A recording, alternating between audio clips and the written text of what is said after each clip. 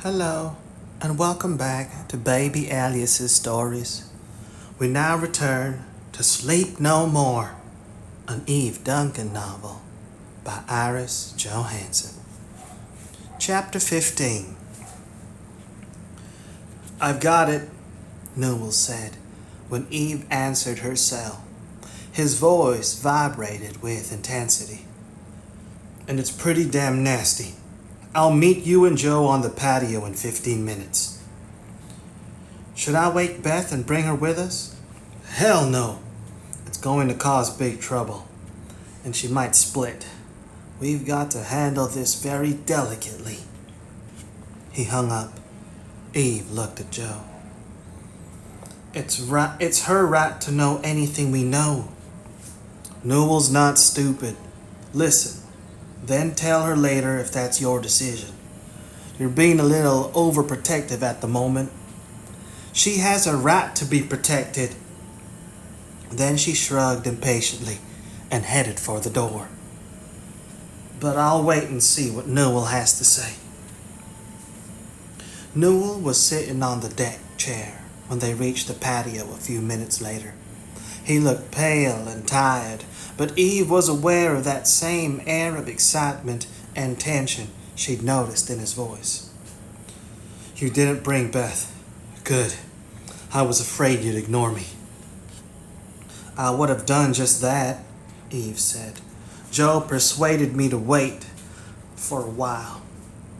I won't keep anything from Beth. Thanks, Quinn.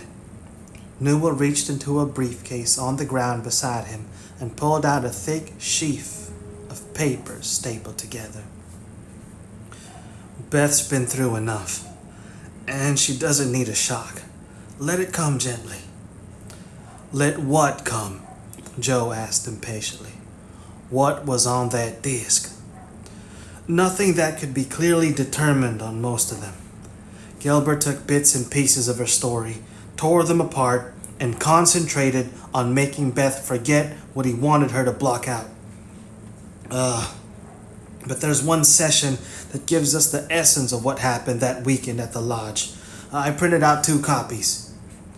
He handed the stapled documents to Eve and Joe. I'm glad the son of a bitch is a corpse. I wish I'd done it myself. Eve dropped down in a chair across from him. That ugly? His lips twisted. That ugly. Eve hesitated, then started to read. Gilbert. Now you have to stop resisting, Beth. Our last session didn't please me, and you know how important it is to please me. Say it. Beth. I want to please you. And you know that I'm the only one who tells the truth? Someone has been telling you lies and making you believe them. You're confused. But I'm going to straighten it all out for you. But you mustn't resist me. It will hurt you. You know what happens. Every time you tell me one of the lies, your throat will tighten, and your heart will pound, and you won't be able to breathe. No, please. It scares me. It's not up to me. You're the one who tells the lies. I don't mean to lie. Keep it from hurting me. I'll try. Let's go through it again. Open your mind. Trust me, Bess. Trust him? Eve lifted her gaze from the page. You're right, Newell. Gilbert was a complete son of a bitch. He actually used torture. He was a brilliant hypnotist. He used it as one of his tools. Diabolical. No evidence of what he'd done or marks on the body of the subject. But you can imagine the pain and panic of not being able to breathe. I can't imagine, Joe said grimly. And how eager that subject would be to avoid undergoing it after the first time. There were many, many times, Newell said. I caught a glimpse of its use in several sessions. Beth was very stubborn. but they kept after her until they had what they wanted. She was almost there when she was in these sessions. Finish it. Eve didn't want to finish it. It made her sick, but she had to go on. It wasn't fair to Beth to avoid reading it if her sister had managed to survive it. But I don't think about it. If I don't talk about it, then I won't lie. Won't that be good enough? You know it won't. You have to believe it, Miss. Now tell me about the night before your accident. That's where all the lies start. I don't remember that night. That's not acceptable. Can't you feel the pain start? Yes, I can. I remember. I do remember. I was so happy. Rick had called to tell me that he'd rented a chalet for a week.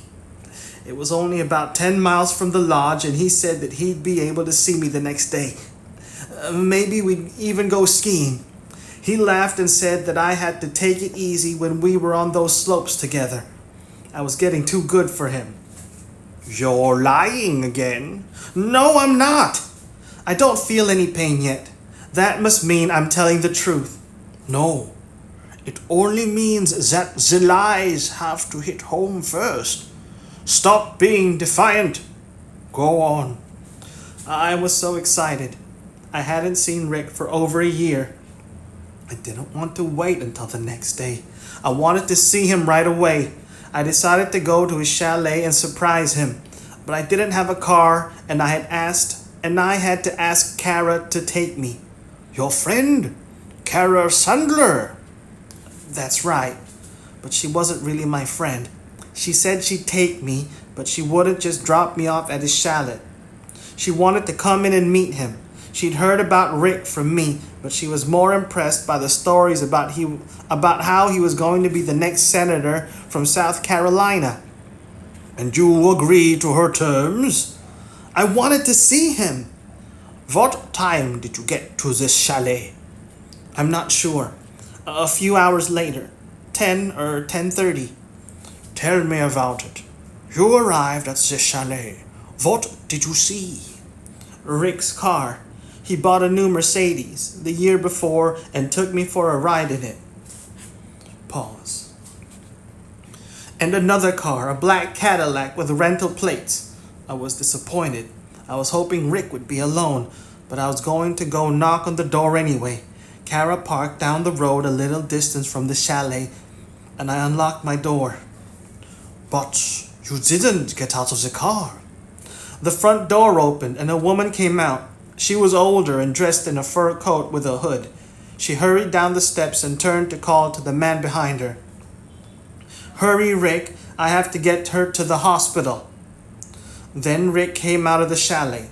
He was carrying a girl wrapped in a green blanket. She had long black hair, and I think she was Asian. She had her eyes closed, and one bare arm was outside the blanket. Dead. I didn't say that. I don't know. If the woman was going to take her to the hospital, then she wasn't dead, right?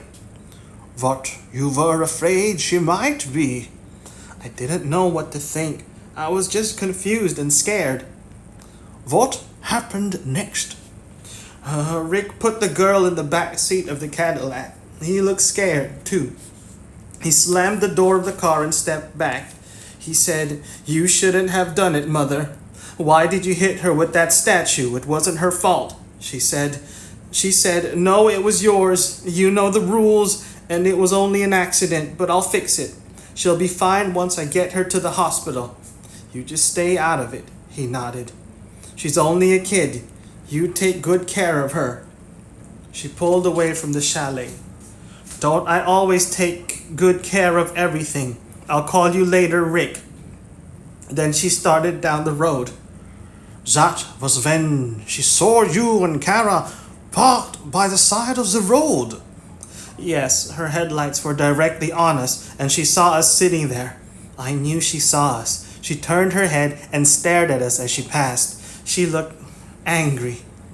It was Rick's mother. Did she recognize you? I don't know. I recognized her from photographs, though I've never met her. Rick said she thought it best for me not to be around the family. People might guess the truth about me, and that would be awkward. Did it make you angry? No, I think it hurt me. But I'd never be angry at Rick.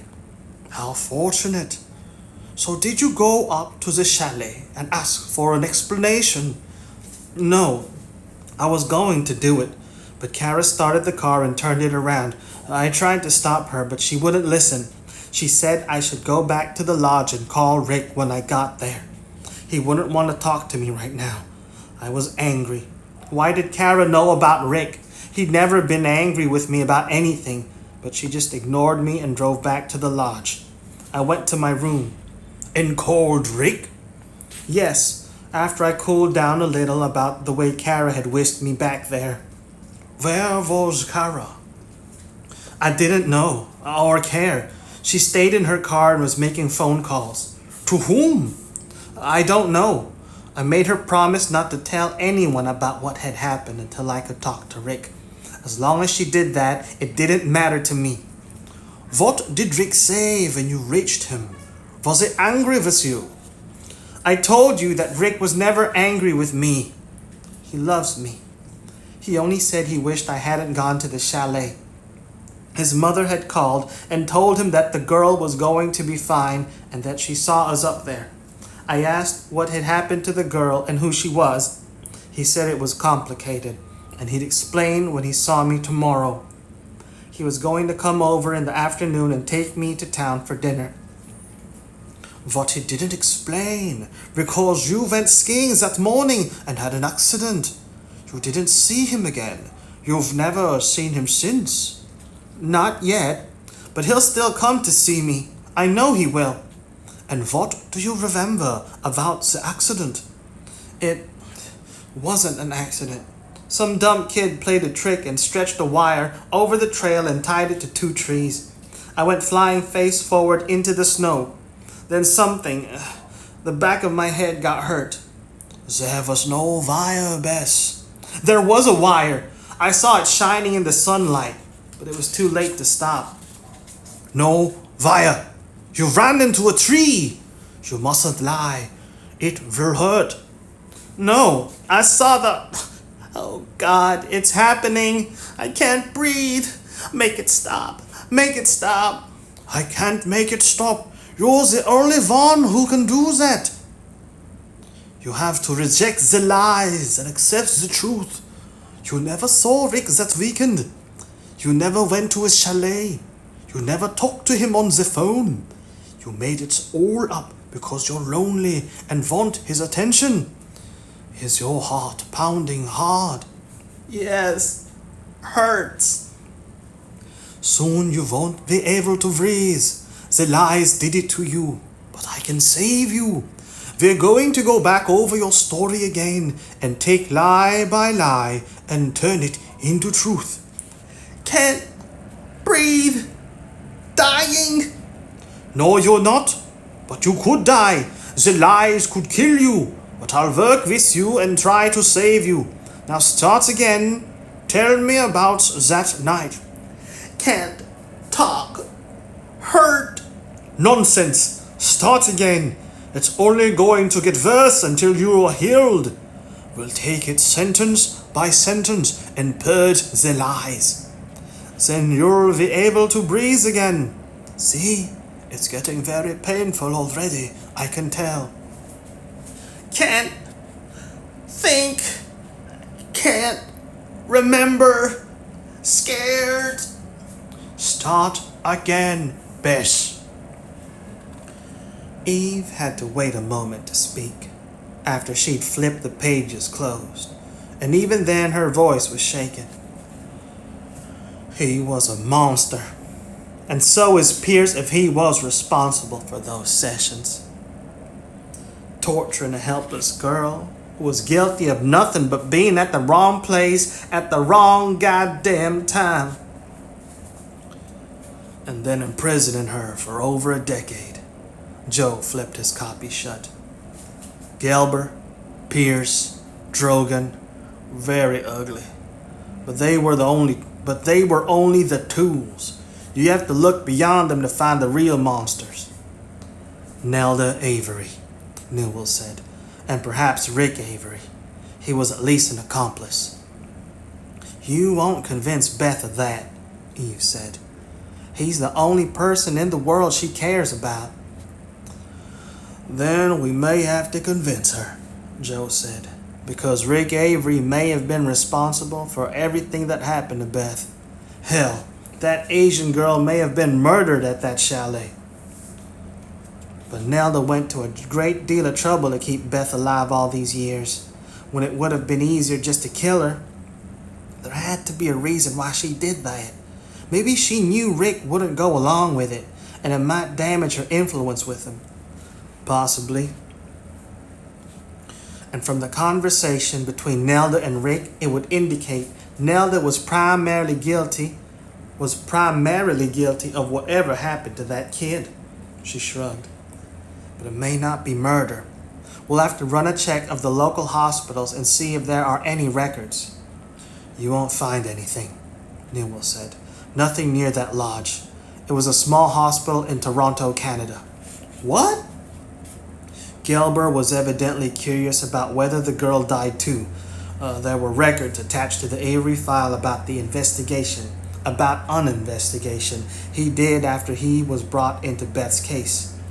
Sue Kim, a 12-year-old Chinese girl, was taken into the emergency room at St. John's Hospital in Toronto, a day after the incident at the chalet. Nelda clearly didn't want any local scrutiny about what happened at that chalet. However, she eventually permitted the girl to be taken to the Canadian hospital by her father. The emergency room hospital bill was paid through one of the Avery corporations. What was the diagnosis? Eve asked. Concussion. Serious stuff. She'd been struck by a sharp, heavy object. But she survived? I doubt it. No one but her father or Nelda Avery knows for certain. The girl's father insisted on taking her away from the hospital after the doctors told him she'd either die or end up as a vegetable. The doctor said he appeared very angry with her. Eve stared at him in disbelief. For being a victim? Newell shrugged. Put it together. Rick Avery likes very young girls. Not easy to satisfy an appetite like that when you're being groomed for high office in this country. The girl had Chinese documents, and so did her father. In China, it's possible to obtain anything for a price, and it's far enough away to be able to avoid media attention. Maybe that's how he managed to get what he wanted and still be safe. But it wasn't safe to bring the girl back to the U.S. My guess is that Sue Kim was a prostitute and her father her pimp. Nelda turned the kid over to her father and sent them both out of the country. Rick told Beth that the girl was all right. That may be what Nelda told him, Joe said. Or it may be that he was just lying to protect himself and his mother. Evidently, she was the one who struck the blow. Why would she do that? Eve shook her head in bewilderment. A child he was using? I can see her being angry with him. But the girl? Unless Sue Kim got scared and tried to fight her when Nelda was trying to jerk her out of there, Newell said. Nelda could have picked up some object and struck at her. Who knows? There are too many things we don't know, Eve said warily. What about Kara Sandler? She left the lodge the morning of Beth's supposed accident. She knew what happened at Rick Avery's chalet. And she was on the phone when she and Beth got back to the lodge. Who was she calling? Nelda? He turned to Joe. You were checking on what happened to her. Did you find out anything? Only that she went back to Canada and took a job at a newspaper. She apparently did very well. She got lucky with a lot of tips and managed to uncover some fairly hot stories. He paused. And she was equally lucky on the stock market. She acquired quite a fortune over the years. Blackmail? Eve murmured. A giant payoff to get her to leave the country, then a constant flow of favors and cash to keep her happy. Her father was a very prominent politician, so it would have been dangerous to try to get rid of her any other way. It's possible. Where is she now? Still in Vancouver, I think, Joe said. I've been trying to get a cell number to phone her. I should be getting a call with the info any time now. We probably don't have a chance that she'll talk to us, Eve said. Her lips have been sealed about what happened at that chalet all these years. Nelda has been very careful to make sure that there have been no leaks. But the situation has changed, Joe said. Nelda was content to pay for silence as long as she could keep the status quo. But Beth blew that to hell. Now Nelda's scrambling for damage control. When we tell Kara about Gelber's death and Drogon's killings, she might be uneasy enough to turn her back on Nelda.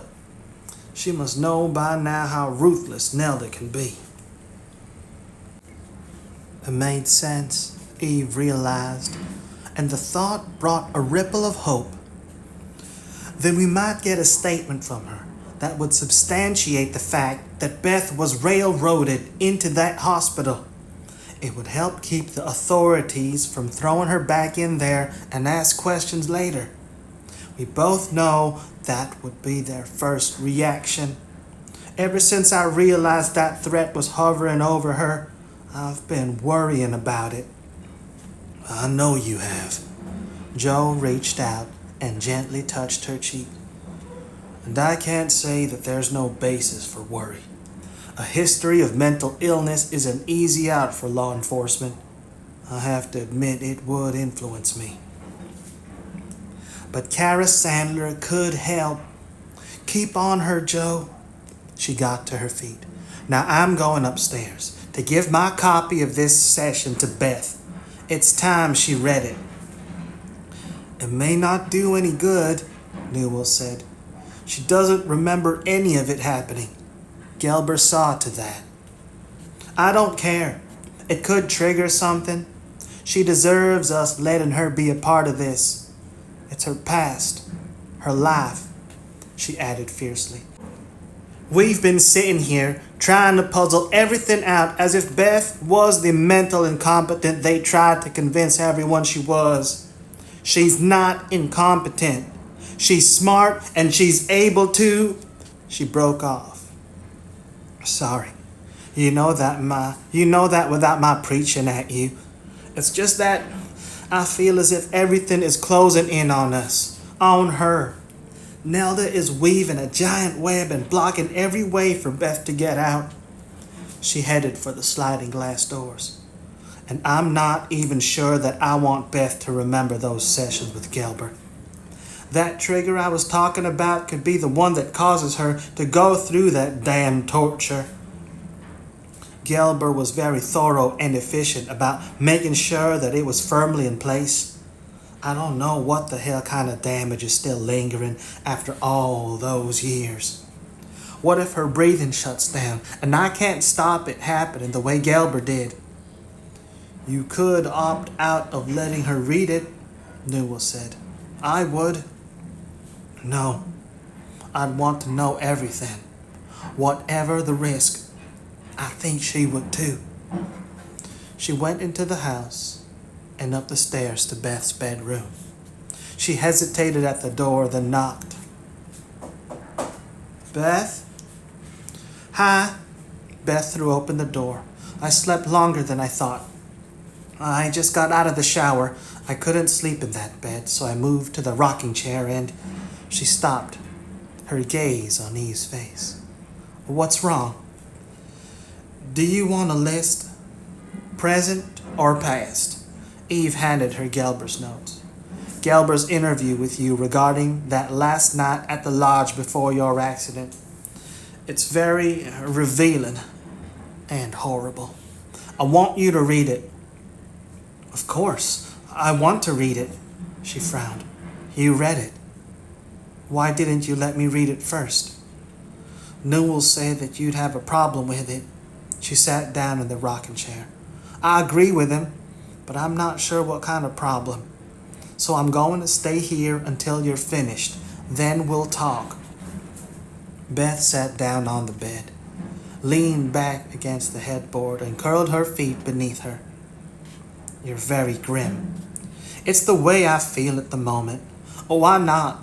The situation is grim and getting grimmer. She leaned back in the rocking chair. Just read those pages, Beth. Don't tell me to hurry, Drogon said harshly, his gaze on the Spanish-style house down the block.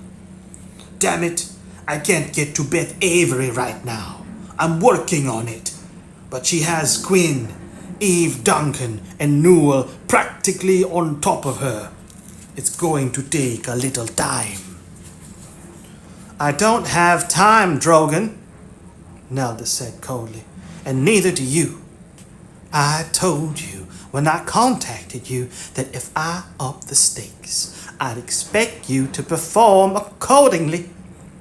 So far, I've had no problem with you except for a certain rudeness and a lack of alacrity in obeying my orders. Because of your slowness, I had to enlist other help to speed things along. But I can't accept that if we can bring this. But I can accept that if we bring this to a swift close. It's not as if I'm not doing even more than you could expect of me. I gave you Galber. I'll give you Beth Avery, too.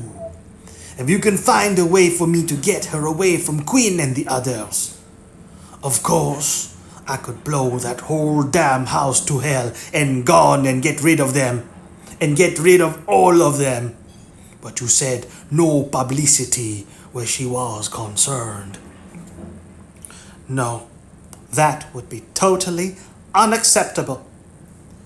I've paid you a good deal of money. It's really not my job to make it easy for you, Drogon. But you will. Because you'll do anything to have this over quickly. It's too inconvenient for you. You have monumental nerve to believe you can judge what I will or will not do. She was silent for a moment, thinking. There may be a way. I don't want to do it, but I may be able to make it work. I have both Quinn's and Duncan's telephone numbers, but do you have a way to contact Beth directly? No, she got rid of the phone Newell gave her after I called her that first time. We may still be able to work through Duncan. I'll have to think about it. It's all in the positioning. Don't make a move. I'll get back to you. She hung up. Did you hear that? Duncan murmured as he looked down at the small metal container on the seat beside him. It's all in the positioning, Mamazella. You know about positioning, don't you? He smiled as he heard the familiar slither within the case. He had chosen well. This Mamazella was restless and eager to strike. It was his habit to call all the snake gods by his mother's name whenever he decided a death deserved the proper ritual. Sometimes, as he watched with fascination a snake writhe and strike, he wondered if his mother had come back to earth and could truly be one of the snakes he used to kill. It wouldn't surprise him. His mother had been His mother had been as vicious and full of poison as a rattlesnake until the day he had shoved the bitch into that coffin and given her the snake to keep her company. The idea of her coming back as a serpent amused him. He liked the idea of being able to keep her caged up and made to do his bidding. Don't be impatient, Mama. I'll have plenty of work for you soon, he whispered. Everything is ready. We only have to wait until that other bitch comes through with what I need. We don't get the chance of doing kills the way we want them very often, do we? But this is worth a little time and risk. His hand stroked the smooth metal of the case. You're going to like Eve Duncan, dear Mamazella. What am I supposed to say? Beth asked as she closed the last page. You're looking at me as if you think I'm going to explode or something. I didn't know what you were going to do, Eve said, but I thought there would be more response than this. I was more upset than you are. I'm upset, I think it's terrible. But it's as if it happened to someone else. I can't remember it, Eve. She moistened her lips. And how can I believe it if I don't remember it? You don't believe it happened? I think some of it might have been true. Why not all of it? The part about Rick and that young girl, it's ugly. I won't believe he'd do that kind of thing. Rick isn't like that. Isn't he? You must have noticed that he was attracted to young girls. What about your friends? Didn't he ever comment on them? Didn't you notice that he liked to be around them? No! Beth's eyes were suddenly blazing. Stop saying things like that. It's natural that he liked to be around my friends. He knew I was lonely because he couldn't be with me. He told me that he wanted me to have lots of friends around me to make up for it. Of course he liked all of my school friends, and they liked him. Everyone likes Rick. I'm sure they did. He seems to be a charmer, Eve added quietly. But a charmer with a terrible flaw, Beth. We think the Asian girl you saw that night was a Chinese prostitute who was only 12 years old. And there's a good chance she died because Rick's mother thought she was a danger to her son's career. If it did happen, it was his mother's fault. Rick had nothing to do with it. Her hand reached up and desperately clutched the golden key on the chain at her throat. He would never hurt anyone. There are many ways to hurt besides the physical. Her gaze was on the golden key. I've noticed you grab that pendant whenever you're upset. Did he give it to you? Yes, when I was 16. Her voice was uneven. He told me to wear it forever, and I'd know that I had the key to his heart. No matter how far apart we were, we'd still be together. She stared at Eve defiantly. It was on my neck all the time I was in the hospital. He must have told them to make sure it was never taken from me. Very sentimental. It would have been better if he dropped the sentiment and tried to find a way to get you out of that place. I'm sure he would have done it if he could. They must have lied to him. He wasn't to blame. He loves me. Eve gazed at her helplessly. Beth wasn't going to believe anything against her father. And since he was the center of what happened that night at the chalet, she was looking at the entire report skeptically. How was Eve going to reach her? Beth, I believe that Gelber told the exact truth in those notes. Why would he lie? How do I know? She said jerkily. I've been surrounded by violence and lies since Billy helped me escape from that hospital. Black is white, but I have to hold on to something. The only person I believe in is Rick. I won't give him up because of some scribbling of that idiot doctor.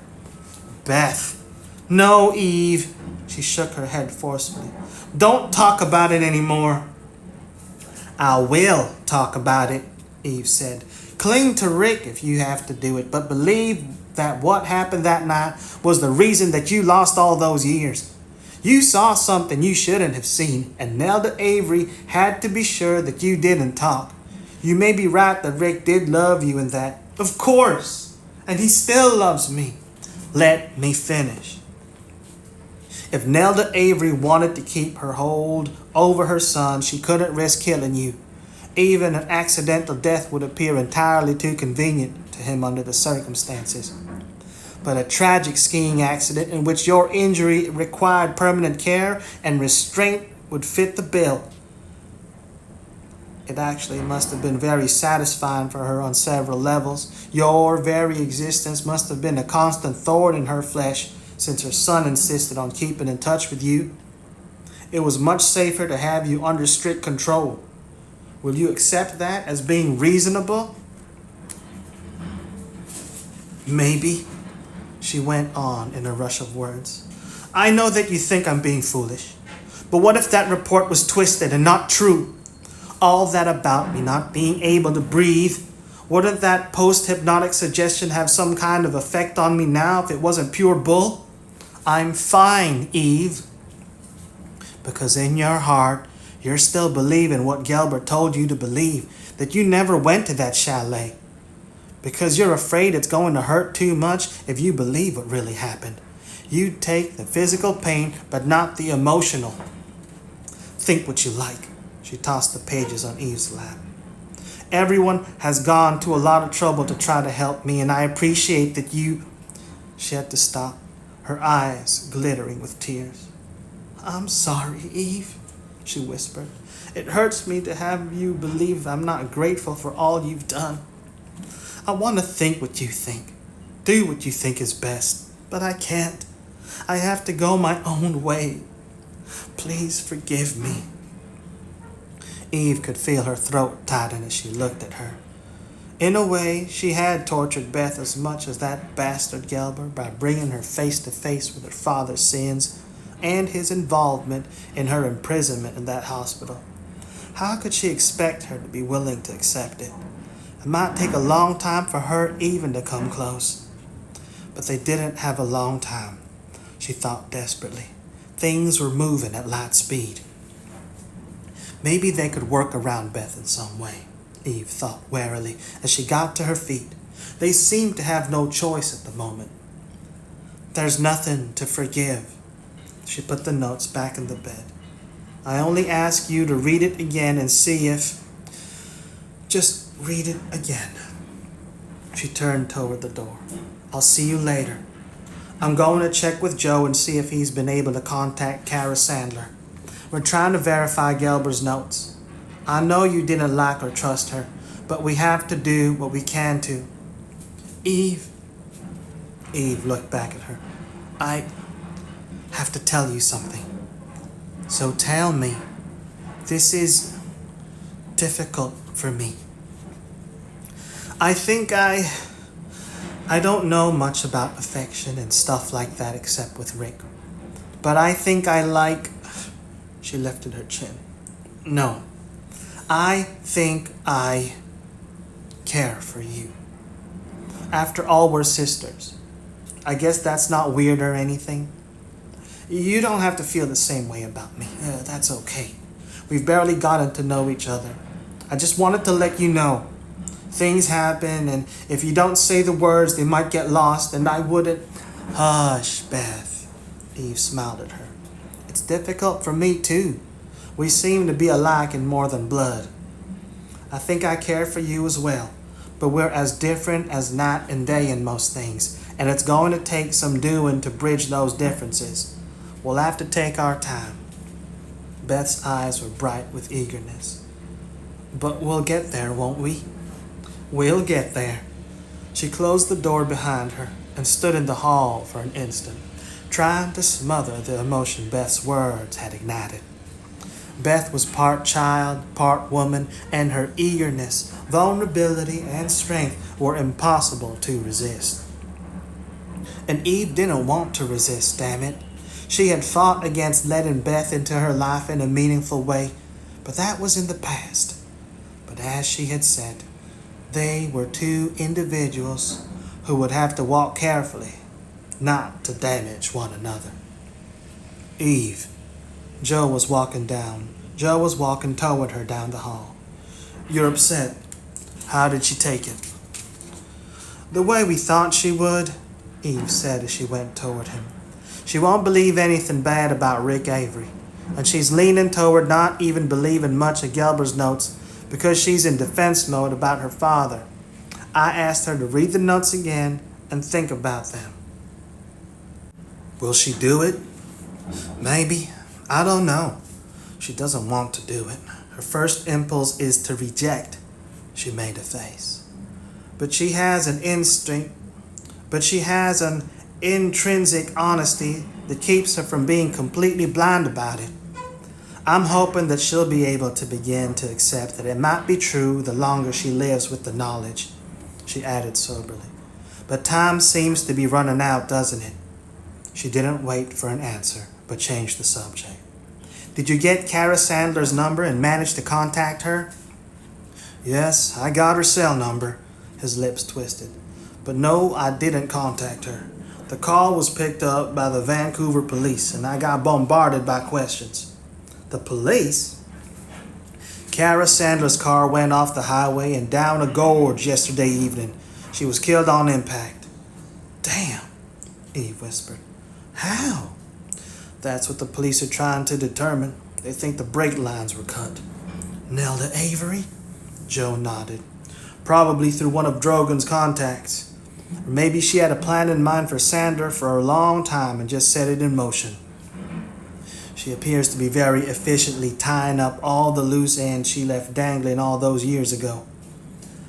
Hans Gelber, now Kara Sandler. So much for having a witness who could keep Beth from being tossed back in that hospital. She leaned her head on Joe's chest. Hell, Joe, Kara Sandler was in Canada. Nelda is reaching out like a scorpion and stinging. She drew a deep breath. Maybe if we tell Beth about Kara Sandler, it will have some effect and she'll be able to see the pattern. We can hope it will. His phone rang and he glanced at the ID. Newell? Why would he call from? He accessed the call. What's happening? He listened for a moment. See what you can find out from your friends at the hospital. He hung up and took Eve's arm. Come on, let's go downstairs and watch the news on TV. Harry Pierce has been reported missing. Pierce? He nodded as he nudged her down the stairs. He had a meeting with an important donor at noon today, and he didn't show. He took out $800,000 in cashier's checks early this morning. Stella Lenslow was with him last night, and presumably this morning. Then maybe Pierce lost his nerve, and he and his lady friend took off for some South Sea island. Maybe. He didn't impress me as being very brave, but he was greedy. Less than $1 million? I think he'd want more than that to set up his own Shangri-La. His lips tightened. Newell is seeing what he can find out at the hospital. We'll have to watch for more news and try to put a picture together. When are you coming home, Nelda? George asked as soon as he picked up the phone. I can't stall the media much longer, and Rick is asking questions too.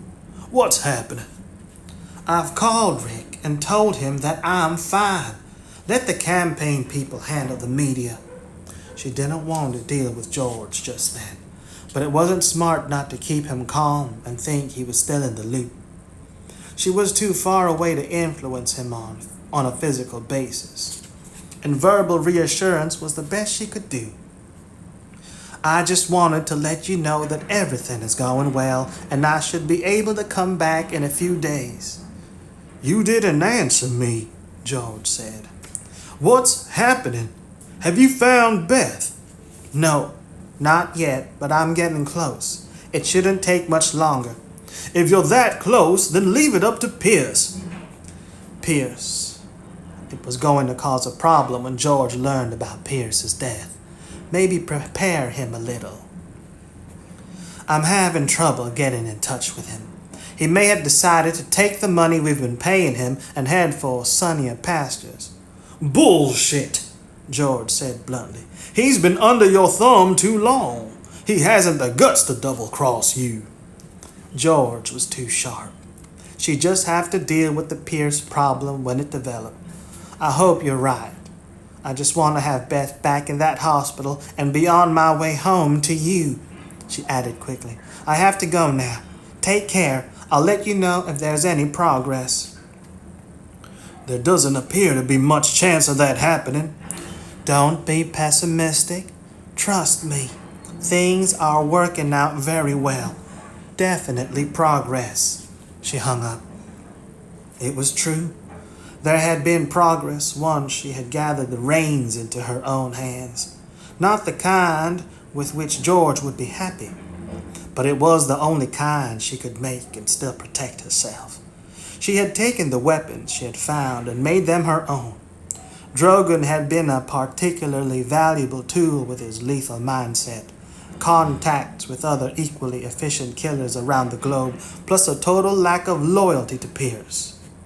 She needed only to furnish the money, and he had provided the means to start eliminating all the troublesome people who had been a danger to her for years. It had been almost a relief to know that she could break those chains that she'd been forced to wear because of that night at the chalet. She was going to be free. She should probably have made this move before, but Rick had always been in her way. Now she had no choice since Pierce had failed so miserably to erase Beth from the scene. But the list of the people who had been dragging her down and keeping Rick from reaching for the heights was dwindling. All she had to do was control Drogon after he cornered Beth and made the kill. It shouldn't be too difficult. She was far more clever than Drogon, and far more clever than Stella Lenslow. She had a sudden memory of Stella sitting on the bed that morning. She couldn't deny that the slut had stirred her. It had been a long time since she had felt that intensity of lust, and it had been even stronger because she knew Stella was so dangerous. It might have been interesting to take a few chances and enjoy the skills Stella was offering to show her. Interesting and exciting.